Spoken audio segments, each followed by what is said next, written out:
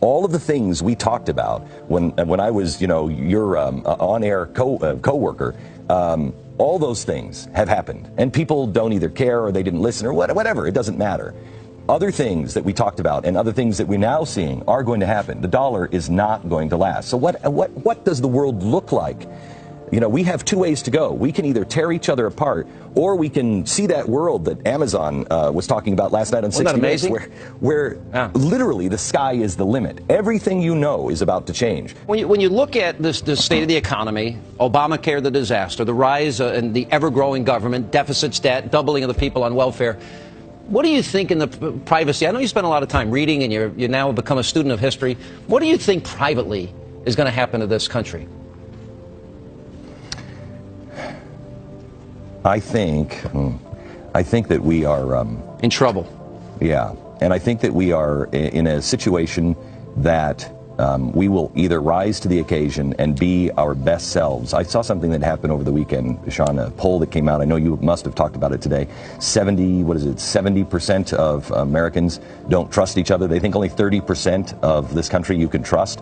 If that remains true, will we then become Europe? We see signs that with the noblest of intentions, the Obama administration is in a kind of headlong retreat from the kind of global engagement that, in our view, offers the best hope for peace. Quick final thought from you, because you say openly in your essay that you're reserving judgment on all of this as we learn more over the next several weeks. But one of the things that you talk about in a broader perspective is global powers trying to rearrange themselves into a new global world order. What we're seeing is a kind of a concerted pushback by these three countries. I think we have to watch it carefully to see whether, in fact, this is the opening of a new moment in international history. Very interesting. Whether, in fact, this is the opening of a new moment in international history. New mystery surrounding One World Trade Center.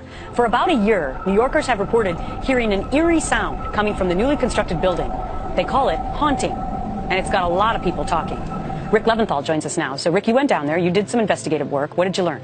Well, there's clearly a noise. It's not clear exactly where it's coming from. It can create a sound that some are calling eerie, haunting, even moaning. The whistling was first reported by the Tribeca citizen on the day after Thanksgiving. A man who lives a couple blocks from the almost completed One World Trade Tower wrote a local paper and said he first heard the sound during Hurricane Sandy last year and assumed it would be eliminated when the building's framework was finished and the windows installed. Well, then last week in the middle of the night, the neighbor says the tower began whistling again with a slightly different two-toned cry, calling it unmistakable and very chilling. So here it is, and you can judge for yourself.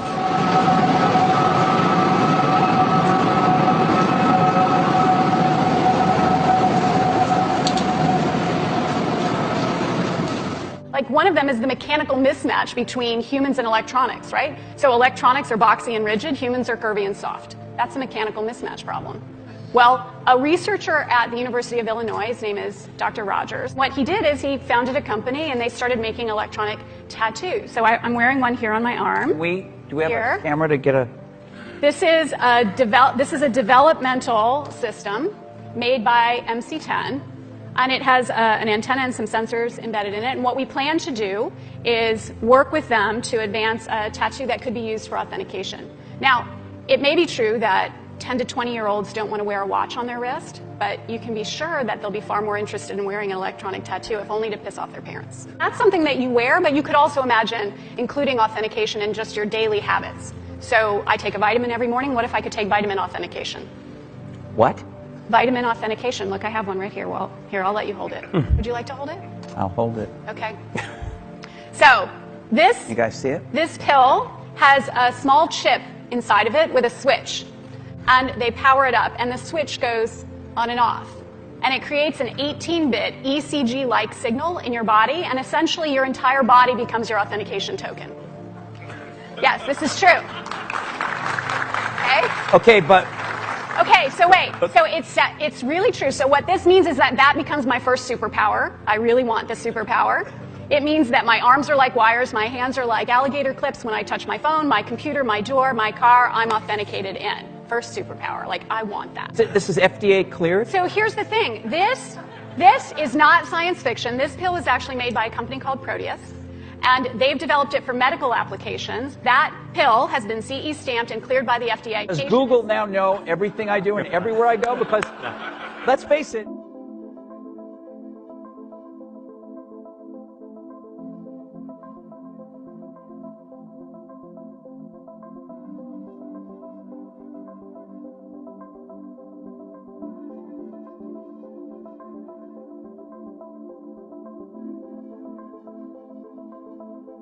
If you have never heard of Bitcoin, you are probably not alone, but the online currency is gaining popularity around the world, and now in eastern Kentucky. WINT's Brittany Nanda looked into the cyber money to try and answer some questions about how it works. City commissioners in Vico recently passed a measure to pay its police chief in Bitcoin. It may be a forward-thinking movement, but many of you probably do not understand how it works.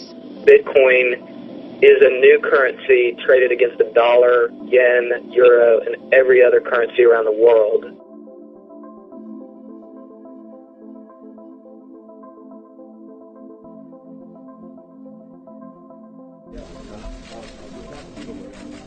Israel is ready for historic peace, and it's a peace based on two states for two people. It's a peace that Israel can and must be able to defend itself by itself with our own forces against any foreseeable threat. In the days and weeks ahead, we will consult very closely and continually with our Israeli friends in order to bring about a comprehensive agreement that can withstand everybody's test. The FBI is rolling out a $1 billion facial recognition system. This high-tech program has been undergoing testing since February. It compiles mug shots, iris scans, and more, and is finally said to be ready for launch. You know, the FBI is now revealing its next generation, if you will, effort to weed out the bad guys. As you mentioned, $1 billion. They've put it to the test so far in several states since February. Now, the system works in two ways. It can compare an image to the FBI's massive database of mugshots to pinpoint criminals. It can also track suspects in surveillance footage by honing in on their faces in a crowd. There are those opposed to the idea, though, such as Democratic Senator Al Franken, who suggests the database raises serious privacy issues. Several public advocates are also wary of the project, fearing it will eventually extend beyond criminals to include images of the innocent. It is nationally implemented by the year 2014, John. So wow, fascinating. They may be looking at you. Let's hope not. A new crime-fighting tool is so big, some might call it a tank. Hey, I think they are. Now, it's really called an MRAP. I checked on that. And tonight, these massive military vehicles are in the hands of 4 mid-state police agencies. A handful of police departments are now getting them free of charge to protect their officers. Hendersonville SWAT team already has 2 Humvees. The problem is they're not armored. The MRAP gives them that much-needed protection. We plan to paint it black, just the same as our other tactical vehicles, and put police markings on it, and that's probably all we're going to do. Sir, I want to talk to you. Do not arrest me. All right, sir. Go right there. He's under arrest. Stay right there. Back up, back up. Hey, guys, you cross this line to be under arrest, so don't do it.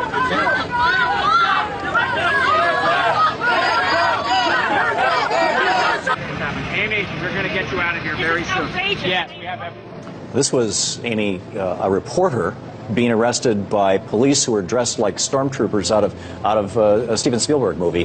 What was your experience? What were your thoughts? And how do you think that we got here from 20, 30 years ago when this kind of thing was pretty much unheard of? You know, you had these police officers going after thousands of peaceful protesters, eviscerating the encampments, tear gassing, pepper spraying, beating people in the streets. And this all has to be reimagined. I mean, police have to be challenged. There are many good cops who don't feel that that's their role. Yeah, and it's our job in the media to cover them. I think so. And Matthew, I'm curious, in the minute we have left, at what point in time did America start militarizing our police, and why? Well, I don't think there's going to be anyone who can point to a specific minute, but I think a lot of it has to do with the time the Dirty Harry movies. Well, I think a lot of it has to do with the fact that we started waging this crazy war on drugs that encourages the militarization of police.